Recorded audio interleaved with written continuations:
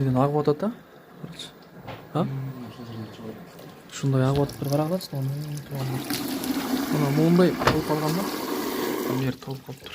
Ушул жерден ушундай болуп чыгып атат эмас. Көрсөтөбүз. Бул айнаны көп салган да, кир таза жууш үчүн. Ошо көп сала бергендиктен өзүнүн ченеминен көп. Анан көпүрөк толуп калган. Ошентип суу аккан.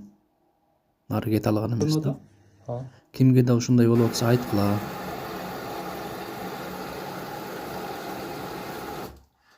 Кетти буйруза стиральный машинабыз. Ишке кирди.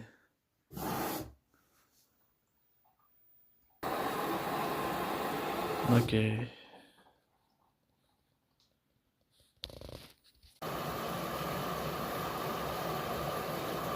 Сиздин стиральный машина үчүн суу агып аткан болсо, анда сөзсүз түрдө бизге кайрылыңыз.